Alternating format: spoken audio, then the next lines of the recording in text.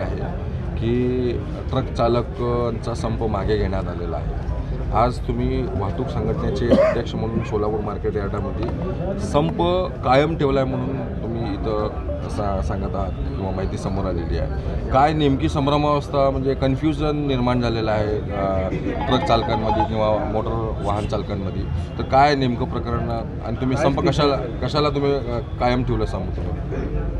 माननीय गृह सचिवालयातर्फे जे मीटिंगमध्ये जे सांगण्यात आलेलं होतं त्यामध्ये संभ्रमित सर्व चालकांमध्ये आणि तिथून आपल्याला क्लिअरिफिकेशन असं कोणताही मिळालं नाही की बाबा हे जे हिट अँड रनचा कायदा आहे ते रद्द आहे म्हणून।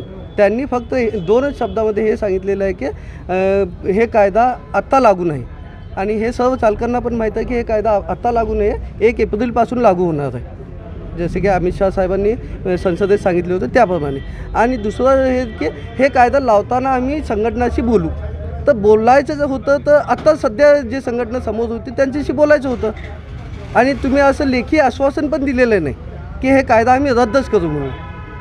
तर जर तुम्ही कायदा रद्द करण्याचं लेखी आश्वासन दिलेलं नाही, जर तुम्ही कायदा लावण्यासाठी संघटनेला बोलवायचं असेल तर मग आज जे चालकांमध्ये भ्रम निर्माण झालेला आणि जे चालकांमध्ये आक्रोश आहे ते आक्रोश थंड झाल्यानंतर तुम्ही हे कायदा लागू करणार का? आमचा प्रश्न हेच आहे। तुम्ही जोपर्यंत स्पष्ट भूमिकेमधून सांगत नाही की बाबा हे कायदा रद्द झाला आहे तोपर्यंत वाहतूक संघटना संयुक्त महासंघ जे भूमिका घेतलेली आहे की 4 तारखेपर्यंत बंद असणार ते भूमिकेवर ठाम आहे आणि 4 तारखेपासून जे निर्णय येईल ते आपण बघू।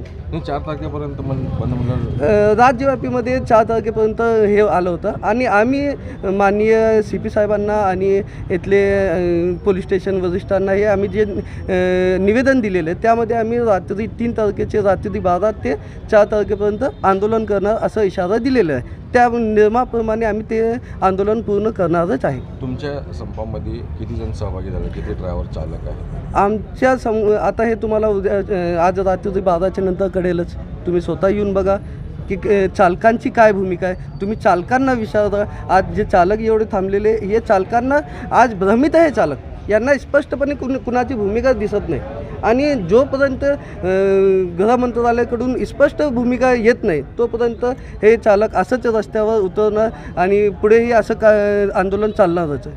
सद्यस्थितीत काय परिस्थिती आहे, केव्हापासून काम? सद्यस्थितीमध्ये कालपासून तर काम सर्व ड्रायव्हरने स्वतः मर्जीने काम बंद केलेलं आहे। यांना संघटनेने सांगितलेलं नाही, हे चालक जे आहेत स्वतः मर्जीने का, म्हणजे त्यांच्यावर अन्याय झालेला आहे, कोणती संघटनाला त्याचं सोसवायचं नाही, ते चालकांना जाणीव झालेली आहे की हे कायदा आमच्यावर अन्याय म्हणून स्वतः चालकांनी स्वतः बंद केलेला आहे आणि हे स्वतः बंदमध्ये ना महासंघाने त्यांना पाठिंबा दिलेला आहे। ऑल इंडिया मोटर असोसिएशन त्यांनी लेखीमध्ये पाठवायला पाहिजे,